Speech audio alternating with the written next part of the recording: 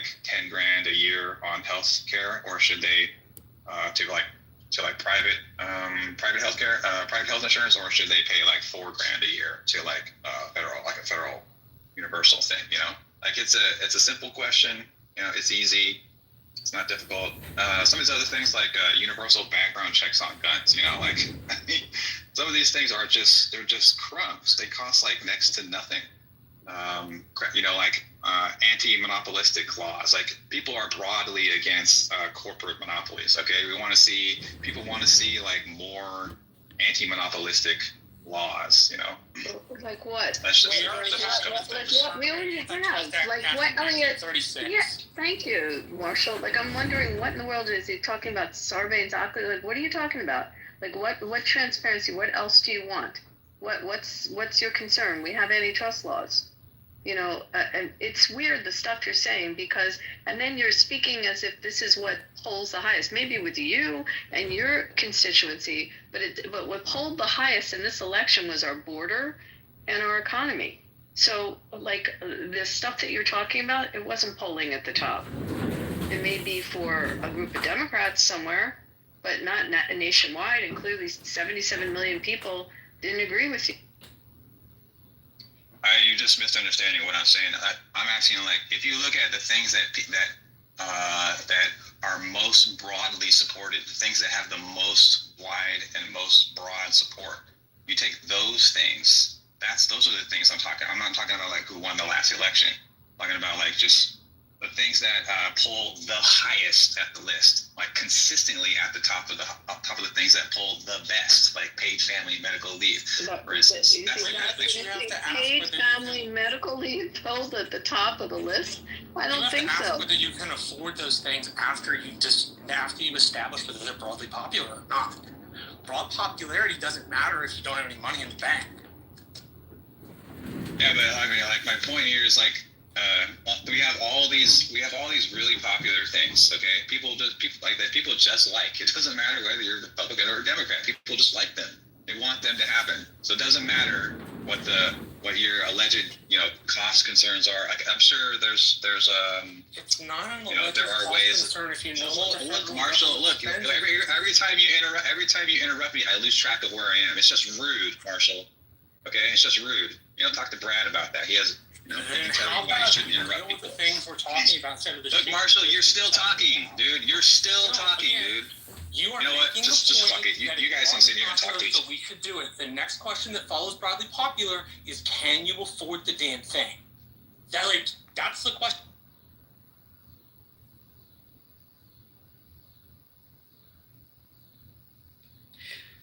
Well, I think it's. I know there's a lot of people in my country that feel the same way as him.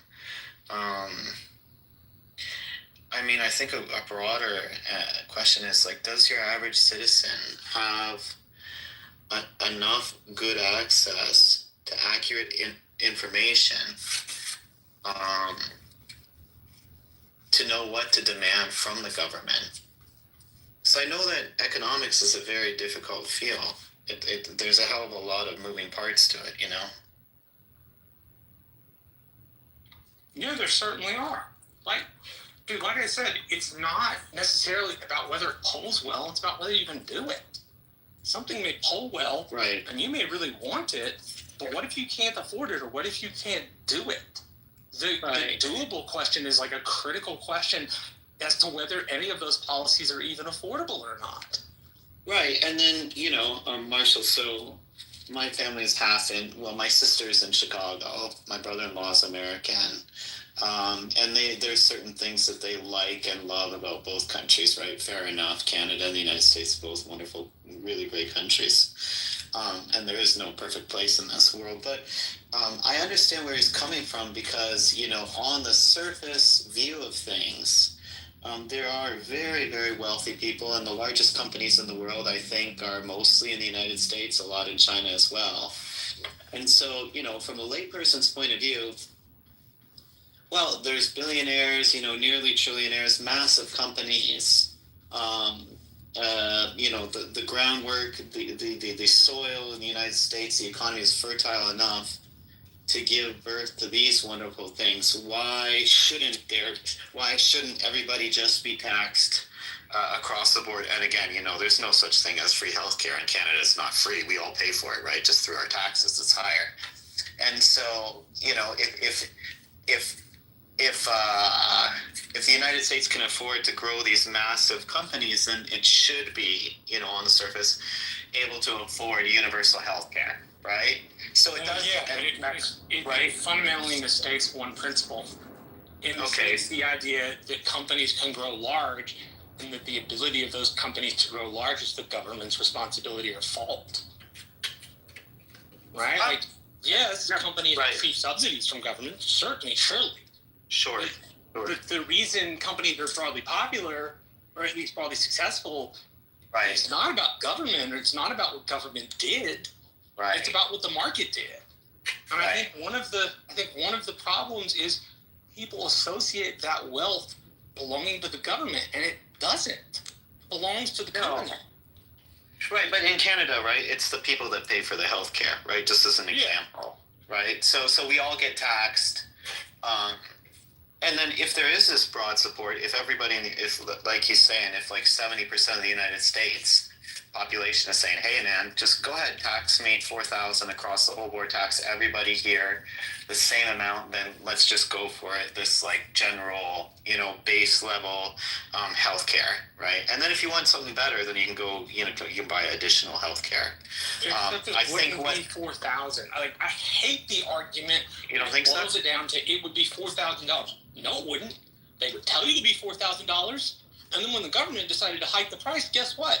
You have to pay whatever the fucking hike price was. I don't know. I have to check. It's putting the ability to get healthcare in the government's hands. That's a big idea. If the government has the ability to hold and deny healthcare, then where else are you supposed to go? And if you have a nationalized healthcare system, that's exactly what that is. The government. Yeah, but a lot of things are nationalized. Yeah, but there's a lot of things that are nationalized, right? Like the roads, right? So I do understand the slippery slope thing. Like, don't give the government too much money or else they'll mismanage it. And for sure, it's a problem here in Canada, for sure. And governments have proven time and time again that they do mismanage money. Wait a minute. Our federal government doesn't manage all the roads. See, again, it doesn't. Correctly, yeah. I don't know. It's the national highway system is managed by the federal government, but the road I'm currently fucking on right now, the county road, is not managed by the federal government. This is why the universal health care plan in Canada, which is actually kind of a misnomer, it's crumbling at its big hands right now. And again, I'll do the room on this. I don't know why people constantly want to deviate. And the fucking Canadians always come up and go, we have universal health care. No, you have a welfare country that is existence upon the U.S. for it. Well, I think it's a bit more complicated than that, Brad. Come on. I mean, to be fair. Why? Why do you think it's more complicated? Your infrastructure projects are at the behest and mostly dominated by the U.S. markets and companies, right? I don't know. 50% of shipbuilding. I'm not a specialist in it. I do know that if we turn off our energy, you guys go dark. No, that's actually the inverse, because we actually did that once. Niagara Falls went dark. It had a brownout early 2000s. It affected the entire seaboard, eastern seaboard, out to the Midwest. I think we're going to get into like a chest bumping match here and get off topic, but if you want to be more detailed, go ahead. It's like if you continue to interrupt me, I just move you down and I don't care at that point. But then you win. I'm damn right, it's my room. So, again, we had this happen with Niagara Falls. It went to a brownout. The power shut down. Canada was screaming, and it was just a little switch in Ohio that caused that problem. The U.S. controls the majority of the oil. You do provide oil, but you don't provide it east to west in your country. You rely on the United States to do that, particularly 3 states, Montana and the Dakotas. So you don't even have a national pipeline to actually... What's your point? So again, here, let me show you this. This is where Canadians just need to be in the audience. I don't like you guys. I really don't. Clubhouse has really made me think I can't stand Canadians. I don't know what it is. I used to date and chase Canadian girls when I was a teenager in high school. I thought they were all crazy because they were, I'm going to be honest, they're the ones that let you feel them up and they put out the most. But quite frankly, no, I've really grown to detest Canada. And it's not because of Trudeau. It's actually because of the people who come on here to discuss American politics from a Canadian country and then somehow think own it and win on these arguments. And you don't even understand our system, yet you're so quick to jump into the fray and then quote like Marxist or some other dogmatic bullshit and then try to tell me how I'm going to work in my room. So Poodle, again, some gay man in Canada on a welfare system selling perfume out of his mommy's basement is not going to impress me because you can quote Karl Marx or whatever freaking philosopher you have. It's not. And then brag about the healthcare system in Canada because it's the only thing you know and you haven't experienced anything else. We have socialized healthcare systems in here. We have different payers. We have a variety. We have your own system incorporated in many other systems. You just don't know it. And with that said, I'm going to end this room because it is 4:30. Pepe has another room going for those. I'm not insecure, dude. Like, you literally just really fascinately make it dull every time you comment. But I'm going to tell you guys to follow. Pepe has some fireworks going on. I think Jazzy's got a room going on. I think there's some tit for tat. I think there's something going on in a room called the Muff tonight. They're all like going through, I guess there's some drama in the clubhouse streets. I know for a fact there is because I've actually been named in it. Happy Keegan got clipped and all his little minions got clipped. Probably shouldn't have doxed my work address. Probably shouldn't have tried to dox my daughter's address. Probably shouldn't have tried to dox like anything about me. Probably a good idea, but to each their own. They're still the same guys that never show up when they promise. But I'm okay with that. I appreciated the emails that you tried to send to the work, except most of you are too dumb to actually figure out where I work. Figure out how to send the emails in the first place? Yeah, they sent emails to like Texas Children Health Plan, and they didn't even know where they're going. And finally, I had to reach out because no one had a clue as to what they were sending. For the record, for the FBI reporting, this one's my favorite fucking one. There used to be a guy, Shane, on here who used to report to the FBI all the time, any conservative or Republican. We've all been reported. I've been reported, 670,000 times. You're not going to get anywhere with it. The FBI is not concerned with the guy like me. Shane. Yeah, see? He was a pain in the ass. He was. Sorry I was so mean to Elliot. I can't stand it when people don't use their fucking brains. It bothers me a lot. Yeah, I know. That's most Canadians. But I mean, overall, I will say this: you go ahead and report your FBI thing. I'm just going to advise people. I was right on the Edmund campaign or the John Kitover campaign. Track your money. A lot of you are foolish to have given that man money because I hate to tell you this, under certain federal election things, your information is disclosed. Your information is now in the hands of guess who? John Kitover. That guy, the yoga guy who sits there and does yoga in Fruit of the Loom tighty whities with urine stains on it. I tried to warn many of you, please don't donate to him. This is a scam campaign. It's just literally everything about it is just a joke, a troll.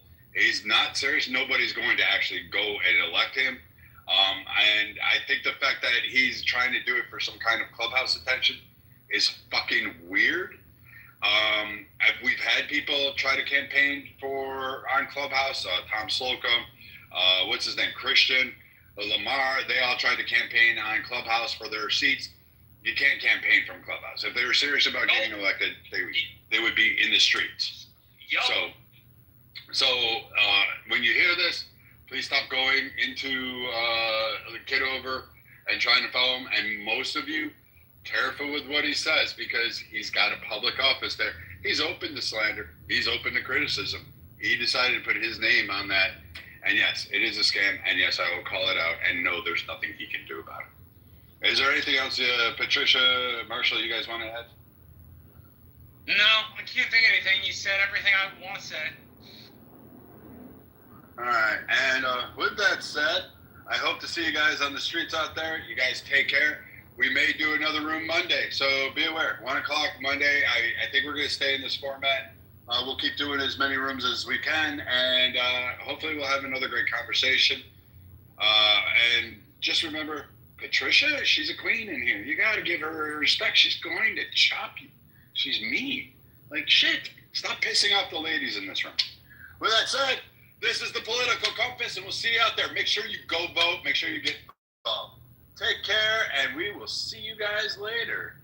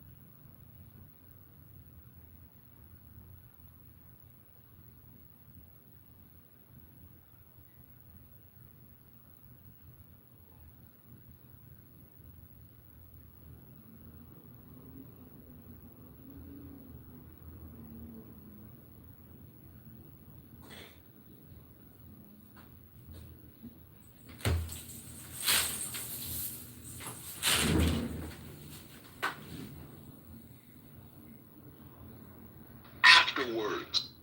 They're being hidden from. Makes me more curious and more more focused on. Yeah, I think we need to see what is being hidden from us, and I don't know how we're going to find out what the quid pro quo was to get Ghislaine Maxwell the cushy treatment, which is a violation of the protocols of the Justice Department that she's being held in. But then violating protocols is a specialty of the Trump administration and Donald Trump, so it's not all that surprising.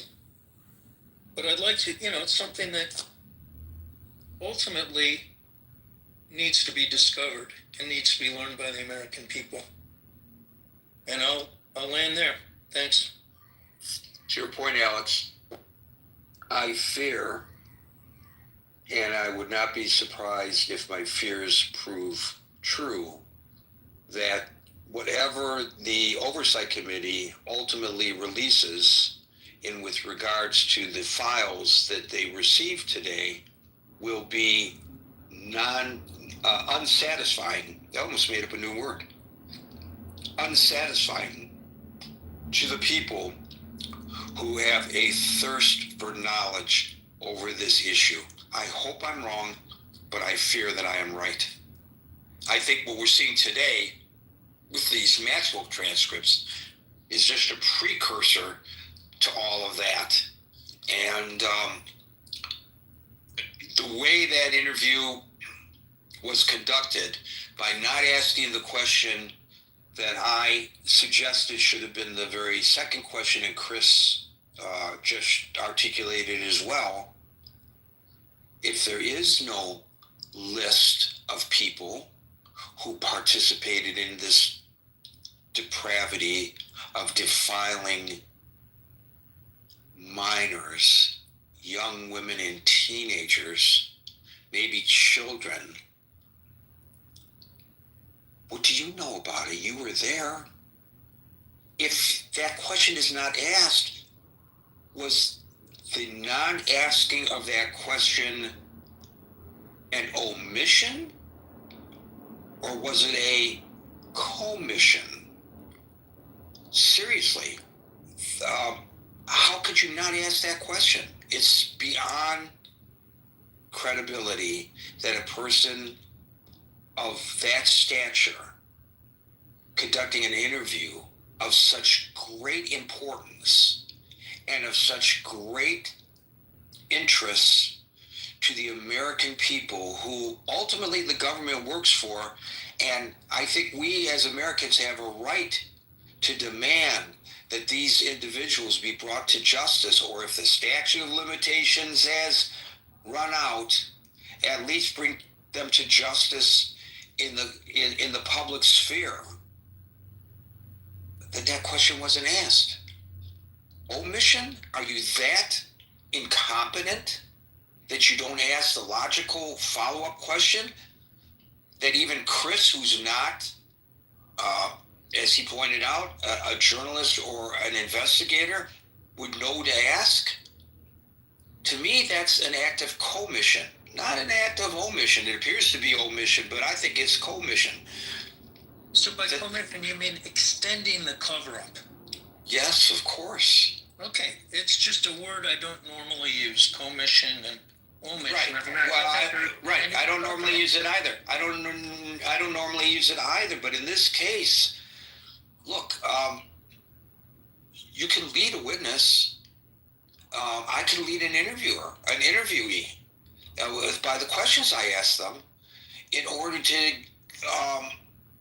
get the kind of response. Not that the response is necessarily a lie, but the kind of response that I want, because it's what I'm looking for in the interview, which you should never do. You should try to find out as much information as possible, and then you go through your notes or through your tapes or through your video, and you decide what in that you're going to use in what you report to the public. But you don't try to hide things. You don't try to avoid asking questions. This guy avoided asking the obvious question. So you would normally say, Alex, he screwed up. It was an act of omission. It was like he screwed up. He didn't mean to do it. He's just incompetent. No. My argument is, and that's why I use the term, it's an act of commission or commission, commission, because by not asking it, he purposely avoids the question being answered. How can she claim if that question is asked that she doesn't know? I don't recall. She promised, for what it's worth, that she would be forthcoming this time. So everything's on the table. You can ask her anything. Unless there was an agreement made prior to the interview that this question would not be asked, which puts her, honestly, it's a Fifth Amendment issue for her. And so There are agreements that are made prior to whatever happened in the deposition with the lawyers. Of course there are. But there's also on the record and off the record conversations in these irregular proceedings that we are likely not privy to and probably don't show up in the transcript itself. It's not like being in a regular court of law. I've had times when I'm interviewing somebody, and generally the people who try to control what I ask, and I don't do a lot of this kind of reporting, have to do with celebrities, entertainment celebrities, right? There's a great interest. I don't do this kind of gossip reporting, but there's a great interest about the various celebrities and their personal lives. I don't know why. I don't care who's sleeping with who. I don't care who's divorcing who. I don't care who's marrying who. I'm interested in their art. And that's on the rare occasions that I have been in a position of interviewing people whose names you would recognize. I'm there to interview them about their project. I'm not there to interview them about, who they slept with last night. And invariably, the publicist will say, you can interview this person, but you can't ask them this, and this. No, you can't tell me what not to ask. You can ask me, but I'm not going to agree, as it so happens in each case, based on my journalistic style and what I'm interested in covering, I wouldn't have asked those questions anyway. But the point is, I'm not going to go into an interview with preconditions.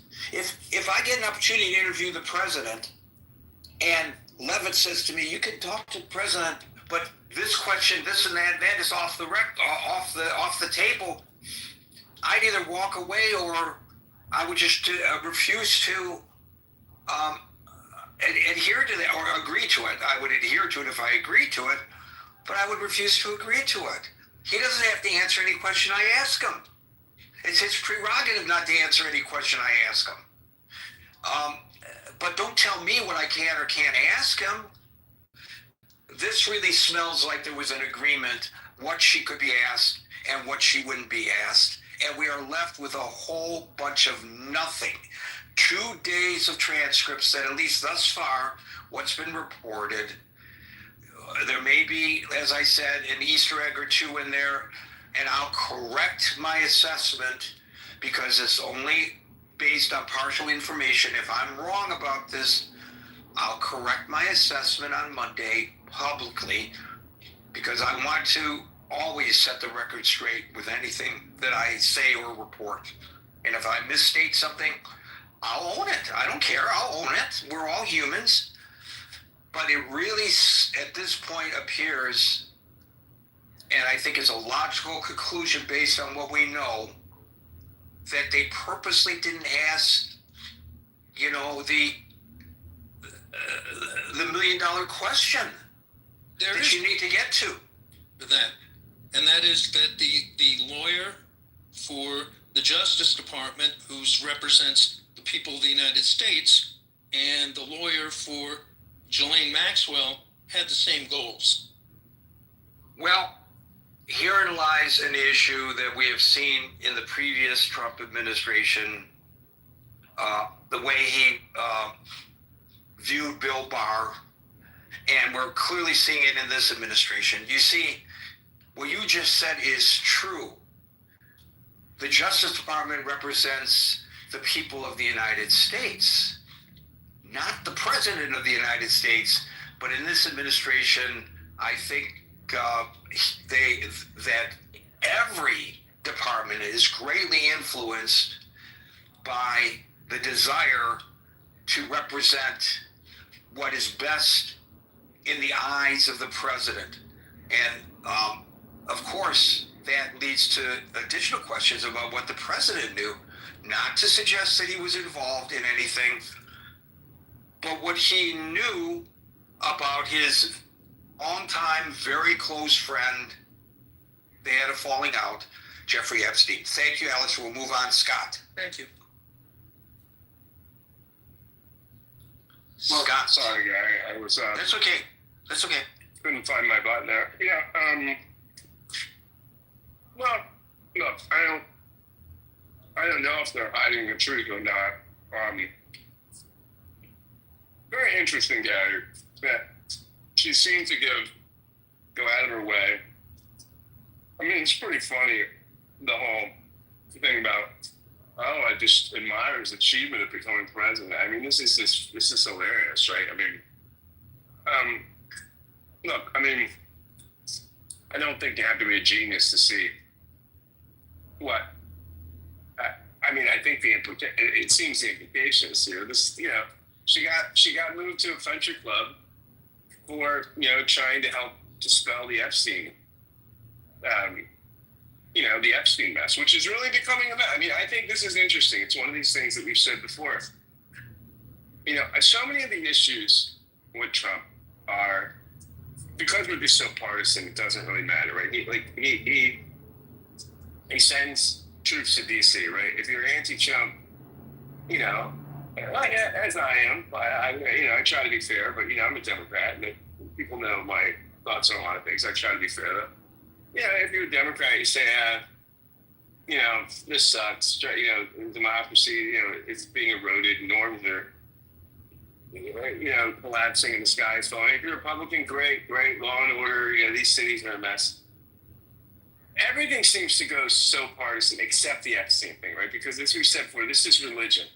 So a lot of his base, this is something that they believe, right? That you know, the conspiracies and the elite and the, you know, the child pornography. Well, wait a minute. This is not a conspiracy. This is on the record. There are convictions. You're right. No, I'm not saying this is a conspiracy. I'm not saying that it's a conspiracy. I'm saying it played into, what it does though is the Epstein thing plays into the idea that there's these elites and they do things like the Epstein Island and they run things like child pornography rings, right? So it's where this sort of rubs up against some of the conspiracy thoughts about the elite, right? So I mean, this is the Epstein thing, which I know is not a conspiracy, but it plays a mythological role for some of his base who aren't conspiracy theory laden and think, you know, that you know, probably in the Epstein files there's a lot of stuff that maybe not announced, like, you know, sex files from Area 51 or whatever. I know, but obviously Trump is worried about something, right? And is attempting to obfuscate and do all these things and throw up all these distractions. And this is sort of a, you know, one of the efforts to make it go away. And I don't, you know,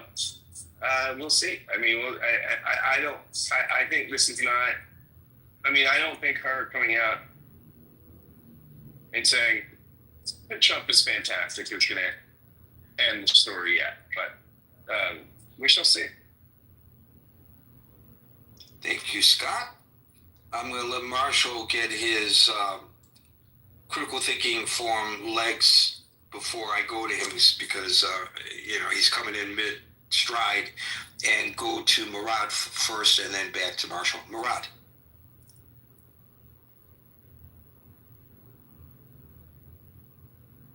Murad, are you there? Okay. Okay, we'll jump to Mojo. Hey Gary, it's Mojo. Thanks for having me up. I think that these Epstein files implicate so many people, from Bill Gates to Bill Clinton to 100 other people, and including women who may have been involved in philandering and abuse. So Thomas Massie, Ro Khan, and 6 other representatives have signed a co-sponsored bill to bring onto the floor before Speaker Johnson by mid-September, and September 3rd or mid-September, they're planning on bringing 9 victims of Epstein to the steps of Congress, where they're going to interview them and let them give their stories. So justice is coming, though it is slow. And I agree, it is for the victims, and hopefully the perpetrators will face justice. However, I just view a lot of this as Trump derangement syndrome. I know there's a lot of photos of Trump with Epstein and Ghislaine, but I think a lot of people don't realize that Epstein got everybody. So for anybody, to project all of this onto Trump is absurdity, because there's hundreds of people involved in this. So in my opinion, anybody who is, all Donald Trump all the time, you have to realize there's a lot of other criminals involved in this that may supersede Trump. Trump may not have been involved in any of this sexual abuse. And hopefully Pam Bondi, who I think might be a little slow, in terms of bringing justice and her operations, I think nonetheless, with Kash Patel and Dan Bongino bringing down Bolton today, I think a lot of deep state actors and a lot of billionaires who are funding the super PAC to defeat Thomas Massie are very worried about legal repercussions, and they are lawyering up. So this is Mojo. Thank you, Gary. And Mojo, let me ask you this though: if this is Trump derangement syndrome, right? If that is to be the case, I mean, but why is Trump? If he's not implicated, and so many people are implicated, people that he doesn't like, people like Bill Clinton, people like Bill Gates, if all these people, these elites that his base doesn't like, that he doesn't like, are implicated, why doesn't he even get charged to release the damn shit? Why is he being so cagey? Why isn't he just forthright? Why doesn't he just end the story tomorrow and say, I'll go on Fox News and come on, and I'll read the files myself, okay? Why is he being so cagey?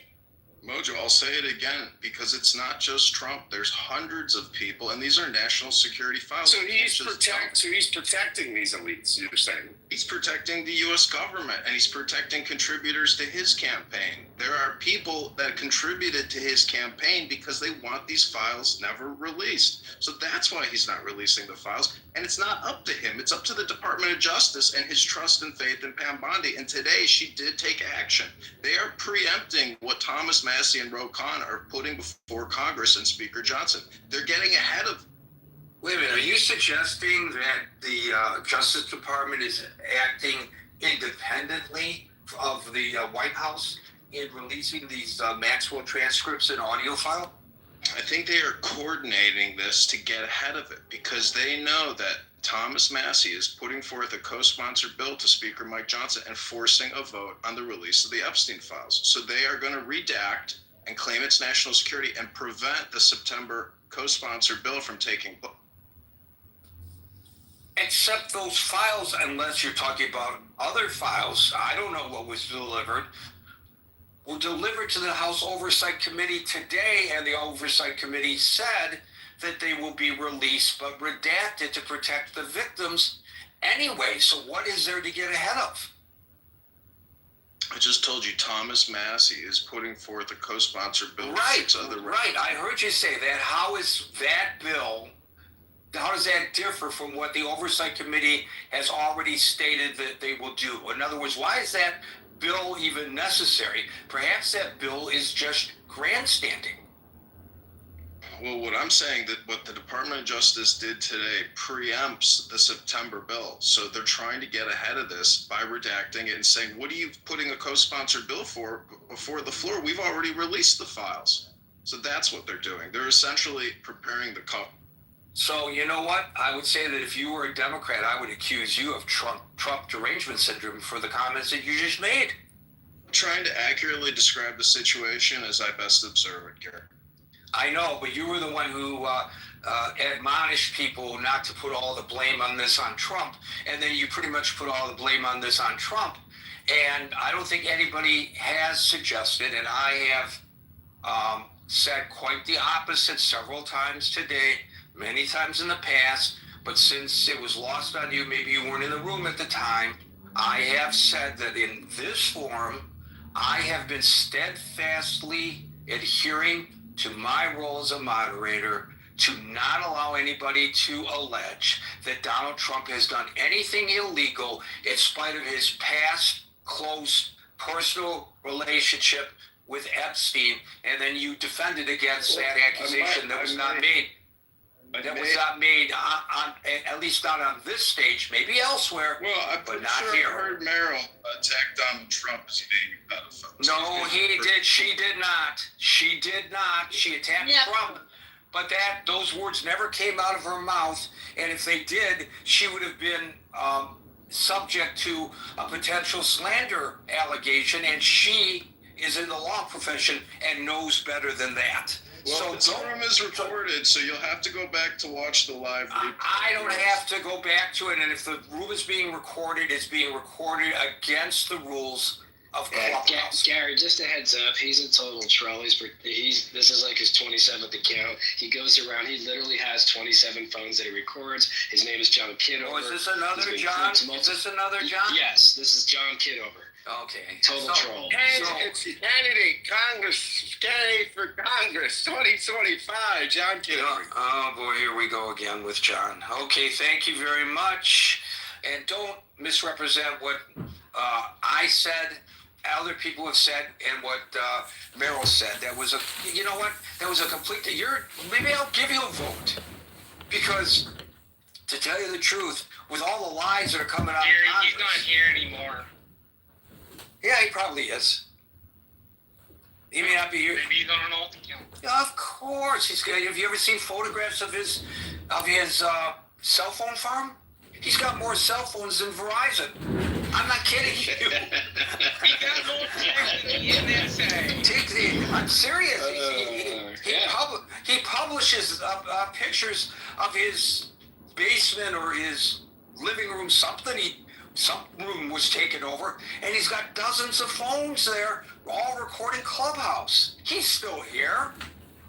And you know what? Given the fact that he misrepresented someone, he's actually perfect for becoming a member of Congress who goes on cable TV and misrepresents the facts and misrepresents what people say, because I fact check. It's not just the bloviators on cable TV. It's the guests, and the guests are often elected officials. And I hear what they say, and they lie all the time. They misrepresent what other people say and do. And Kitover just misrepresented directly what we all heard with our own ears that someone said in the room. So he's perfect. So vote for him. Vote for him. Move into his district and vote for him, because he'll fit right in that club. Kevin. And by the way, we are... oh, wait a minute, Kevin, hold on. I apologize. First of all, I want to announce it's 6:01 Eastern Time, which means we're going into extra time. Everybody on the stage obviously will get an opportunity to speak. But folks who are waiting in queue, we will not bring you up to the stage, not this week, but click on the link above and join in the chat that's open 24 hours a day, 7 days a week on Facebook Messenger. Marshall, I see your phone icon popped up. Does that mean you're no longer with us, or are you here? Okay, I don't want anybody to misrepresent what I just said. When I said he's no longer with us, I'm not saying that he is dead. Kevin. Hi. Hi. I was hoping to get some of your journalistic expertise. Often when I look into these things, when there's been, when these issues have been through the courts, I like to go to the courthouse website and go to the public documents, and I was looking through Giseline, whatever her Maxwell, the court records from her in the Southern District of New York. The G is a G. Galeen. Galeen. All right, thanks. I was looking. It looks like you have the chat turned off for this. I was going to put the link to. You can put the link up on the chat above in the Facebook Messenger. Go ahead and put it there. Oh. Okay, so it turns out that this was a the link that I'm putting in is for an appeal. So she's already appealed and gained nothing. So I don't know how she got this, sweetheart deal recently. So it's not the original case, it's an appeal that this is. And I was just trying to I found other court documents a lot easier, and the New York Southern District Court is not so friendly. But what I'm curious about is looking at the court documents and what was supplied and submitted for evidence that was sufficient to convict her, if that is in contradiction to anything that's being released now. Well, I think what was released today was her denying any existence of any evidence that anybody else did anything nefarious. And there's a great summary that I saw at the NBC News website that just it's kind of like the bullet points of what she said. And I'm sure others have done that as well. And I'm sure as they cull through it, they'll get at this moment he's not. So anyway, I'm sure when we break up this gathering, there'll be something there from the White House. One thing this president is really good at is communicating his thoughts to the public. He loves talking to who he claims to hate.